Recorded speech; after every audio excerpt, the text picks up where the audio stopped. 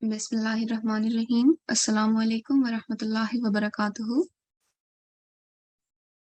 Welcome everyone. So we'll start our class with the opening prayer. Can I have GB3125 on the mic? Assalamu alaikum. Wa alaikum assalam wa rahmatullah. How are you today? Good. How are you? Alhamdulillah. I'm fine too. Jazakallah for asking.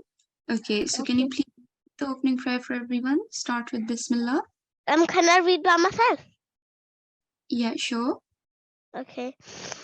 Bismillahirrahmanirrahim. In the name of Allah, the gracious and merciful. Allahumma inni as'aluka ilman nafi'ah. Oh Allah, I ask you for beneficial knowledge. Jazakallah khair jaza. Thank you. Okay, so I'll quickly remind everyone about our class etiquettes. I hope that everyone did wuzu before joining the class. Make sure that you are wearing clean clothes and that your head is covered with a scarf or a cap. It is very important that you are sitting in a quiet place so that when you get a turn on the mic, everyone can hear you clearly. If 2 or more siblings are joining from different devices, I suggest that you take the class from separate rooms. Otherwise, your voice is going to echo on the mic. We do request that a parent is present with you or an elder sibling if possible so that they can help you if needed, and make sure that you have joined with your correct ID so that we can assign you to your correct breakout room.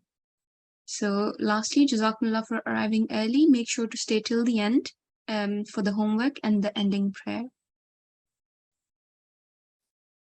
So the plan for today's class is we are going to first cover the rule of Tashdeed.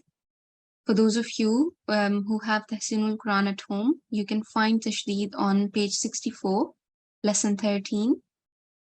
After covering the rule, we are going to practice it using text from Holy Quran.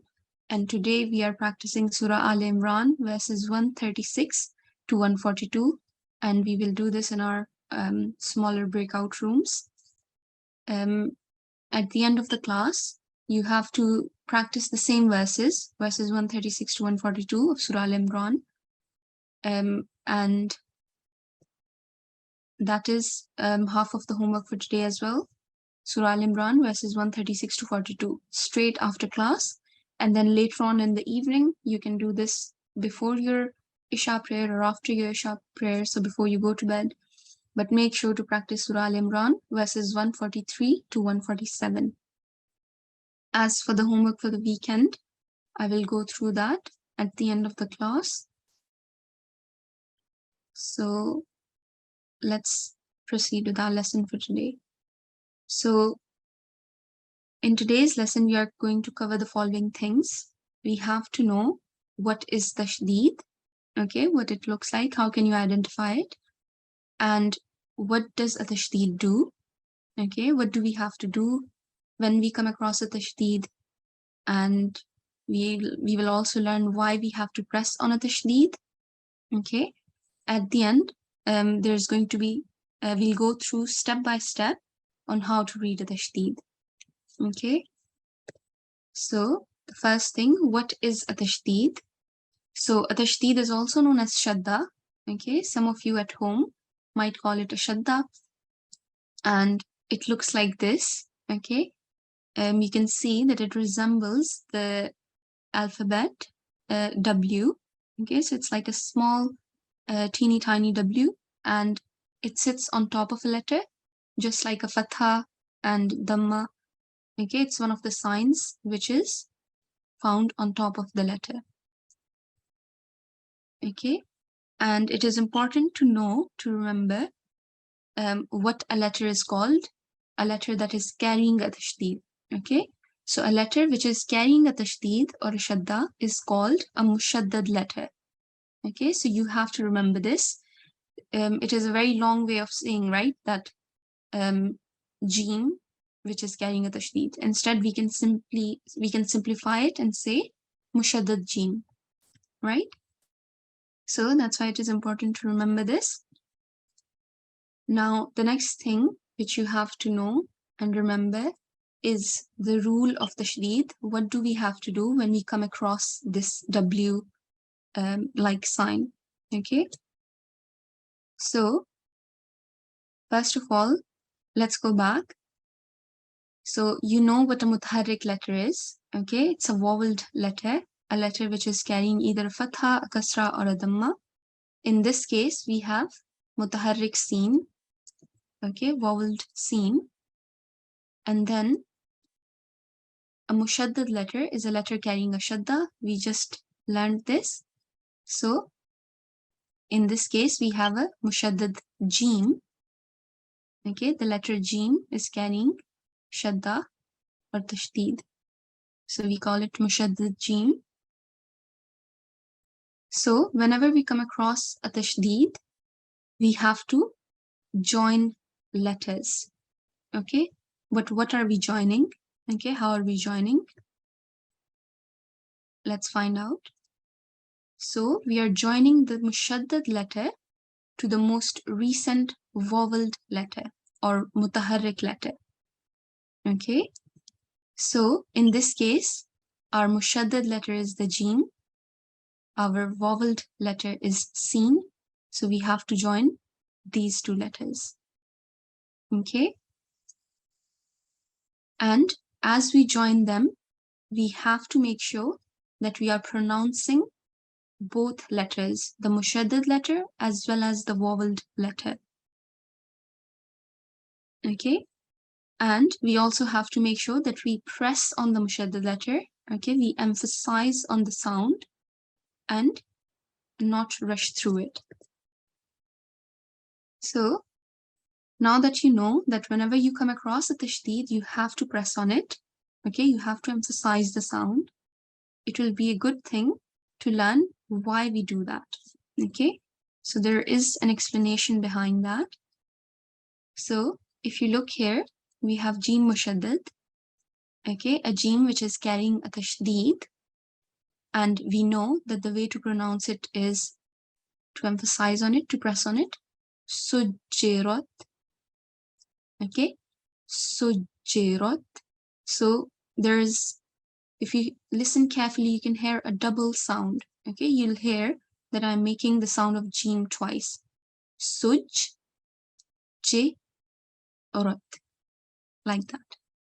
Okay, and the reason for that is in Arabic, instead of writing the same letter twice, okay, so instead of writing two jims, you just write one jim and you put the tashdeed sign on top.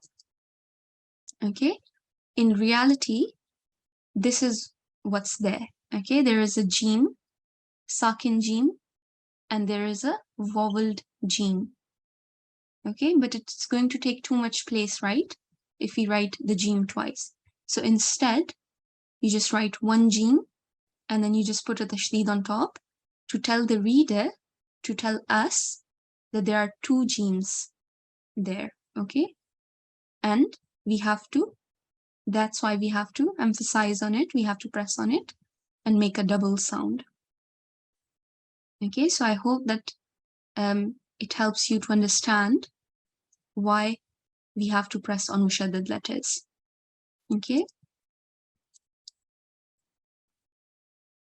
So, yeah. So we have two jims there. Now I'll go through everything and then we'll practice. So there are 5 steps. Okay, you can learn how to apply a tashdeed in 5 steps. So the first step, here is an example of a word. The first step is to identify the mushaddad letter. Okay, in this example, the mushaddad letter, it's highlighted in red. It's dal. Okay, the letter dal is mushaddad. The second step is to identify the most recent voweled letter. Okay, again, in this example, it is the letter highlighted in blue. It's the letter ba. Okay, ba mutaharrik. And the third step is to join the two. So the way to join the two would be bad. Okay, I have joined the ba to the dal, bad. Then the fourth step is to apply the stroke. Okay, apply the, whether it's a fatha, a kasra, or a dhamma, we have to apply that. We have to make a sound of that. Okay, in this case, the dal is carrying a kasra, so we are going to apply that. It's the sound it's going to make is di. Okay, and the final step is to put everything together. And as we do that, we have to press on the mushaddad letter, we have to emphasize on the sound, and you'll hear the sound of the letter dal twice. Okay, so baddi. Okay, we've put everything together, and what it sounds like this. Baddi. Okay, nubaddila. Okay, so I hope that everyone can remember these steps. So to recap everything, whenever you come across a mushaddad letter, obviously the first thing is to identify the mushaddad letter. Then you have to look back and find the most recent voweled letter. Okay, then you join the two, you join the mushaddad and vowel letter. For the time being, ignore the fatha or the kasra or the dhamma that is on the mushaddad letter. Okay, ignore those strokes. Then you have to identify the stroke and see what the sound would be, okay, without the tashdeed. Okay, so in the previous example, it was a dal with a kasra. So without the tashdeed, a dal with a kasra sounds like di. Okay, so once you've done that, you put everything together and you just press on the mushaddad letter, emphasize on the sound of that letter, and that's it. Okay, so we'll practice some examples now, and hopefully it will make more sense. So let me pick a student. GB2474. Assalamu alaikum. Walaikum assalam. Okay, how are you today? I'm good. How are you? Alhamdulillah, I'm fine too. Okay, so we are going to practice these examples. You can start with Bismillah. Okay, we already did the first one, so you can do this yourself.